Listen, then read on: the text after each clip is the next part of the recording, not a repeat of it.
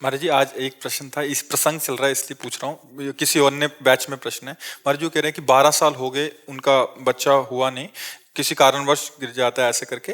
तो कह रहे हैं कि बहुत सारे लोग उनको ताने मार रहे हैं कि अपने पति की दूसरी शादी करा दो। कह रहे मेरा मन इतना व्यथित हो गया है कि मैं डिप्रेशन में जा रही हूँ कि बच्चा आएगा तो मतलब दूसरी शादी कर दो। हाँ, ऐसा भी संसार मान्यता है बहुत सारे संसार लोगों तो में। देखो बहुत विचित्र कोटि का है।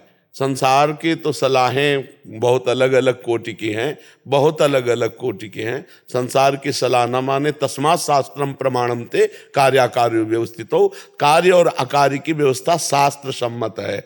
देखो, ये हमारे पूर्व जन्म का कर्मों का फल होता है कि संतान आई और चली गई, क्योंकि उस जीवात्मा की केवल गर्भ में रहना और निकलना, बस इतना ही केवल संयोग था। जैसे माता गंगा जी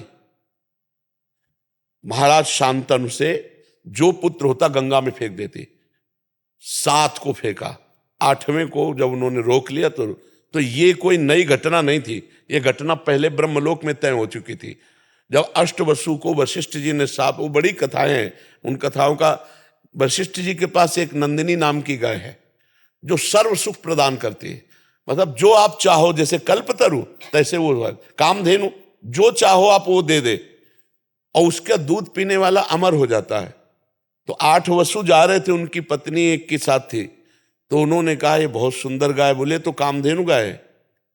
कामधेनु की महिमा बताई तो प्रलोभित हो गई, और उसने कहा मृत्यु लोक में मेरी एक सखी है, इस गाय का अपहरण कर लो, इसका दूध पिलाएंगे तो अमर हो जाएगी। वो गाय अपहरण कर ली। थोड़ी देर में वशिष्ठ जी आए, वशिष्ठ जी देखा गाय नहीं, ध्यान के द्वारा देखा तो अष्टवसु लिए जा रहे, वहीं प्रकट हो गए और कहा तुम नीच कर्म किए, देवताओं से भी श्रेष्ठ वसु होकर के एक ब्रह्म ऋषि की गाय चुराई, जाओ तुम मृत्यु लोक को प्राप्त हो।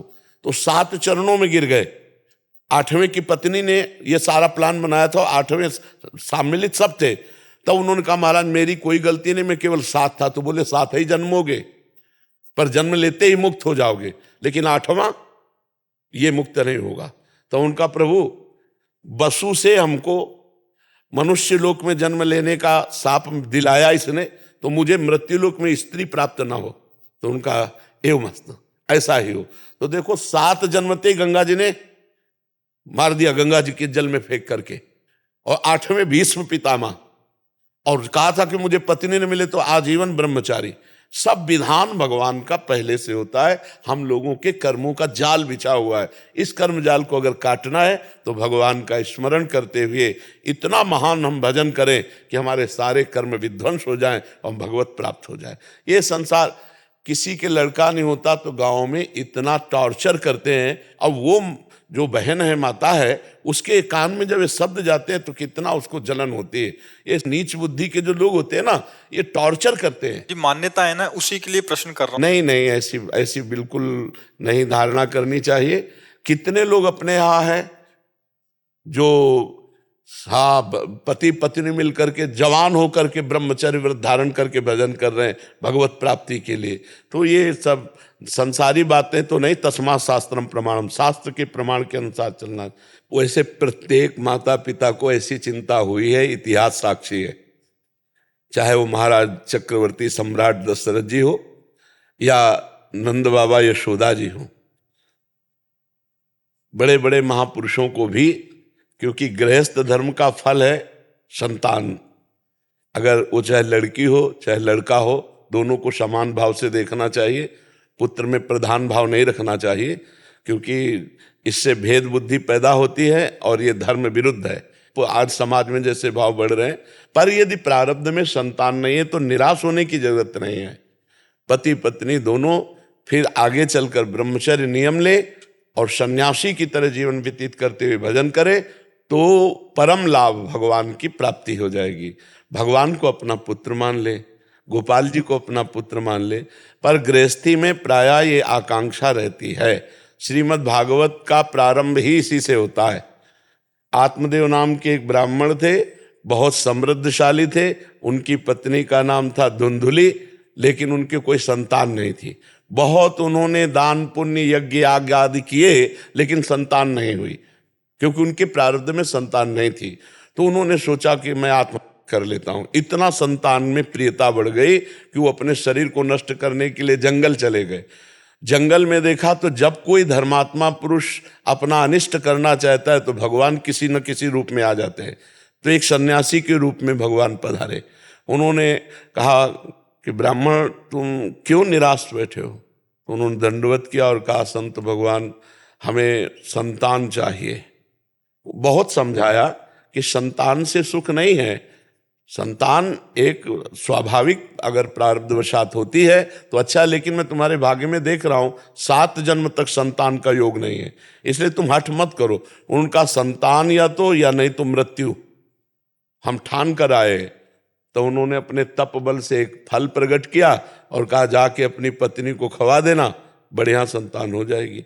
तो देखो भाग्य में नहीं था ना, तो उनकी पत्नी को जब दिया उन्होंने जाके अपनी तो उस पत्नी ने सोचा कि यार पेट बढ़ जाएगा, कौन ने 9 महीना भोजन भी सही नहीं हो पाएगा और बड़ी समस्या है। तो उनकी बहन आई हुई थी, तो बहन से कहा कि पति ने दिया है कि फल खा लो तो संतान हो जाए। तो उनका गर्भ हमारे है, अभी इसी महीने में गर्भ हुआ है, तो तुम ये फल गाय को खवा दो और जो संतान होगी वो मैं तुम्हें दूंगी। तुम गर्भ का नाटक करो और तुम हमारे पति को कुछ धन दे देना, तो हम ये कह देंगे हमारी संतान मर गई और ऐसा हो गया। फल गाय को खवा दिया। देखो प्रारब्ध, संतान नहीं होनी ना तो नहीं होनी।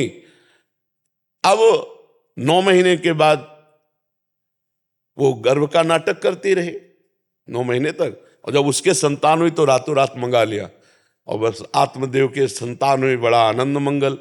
इधर अभी आनंद मंगल मनाया जा रहा है कि गाय के संतान हुई, कान भर केवल बछड़े के, गऊ के जैसे, और पूरा शरीर मनुष्य का, क्योंकि तब से वो महान ज्ञानी गोकर्ण जी महाराज, और उसका नाम रखा धुंधुली ने अपने नाम से मिलता जुलता धुंधकारी।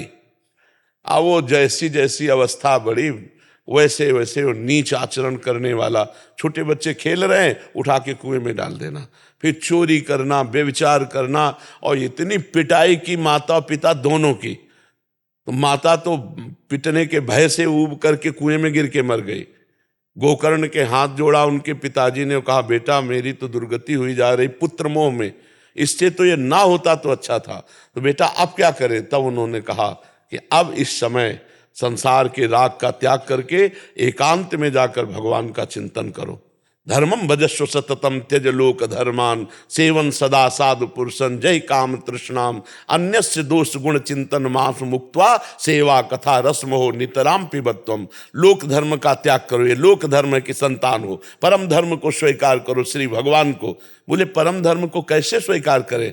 तो बोले सेवन सदा साधु पुरुषन, संत पुरुषों का संग करो, और काम और तृष्णा का त्याग करके ही सत्संग सफल होता है। और जाकर के किसी की निंदा स्तुति मत करना, भगवान का चिंतन करो, भगवान का। तो वो उधर से ये पापी पाप करते हुए वैश्याओं के द्वारा मारा गया और भूत योनि को प्राप्त हुआ। तब गोकर्ण जी ने श्रीमद् भागवत सुना करके उसका उद्धार कराया।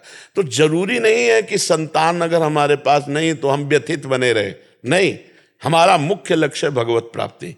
जब देख लिया कि कई वर्ष हो गए संतान का योग नहीं बन रहा, तो पति पत्नी दोनों संयम से रहो और भजन करो और भगवान की प्राप्ति कर लो।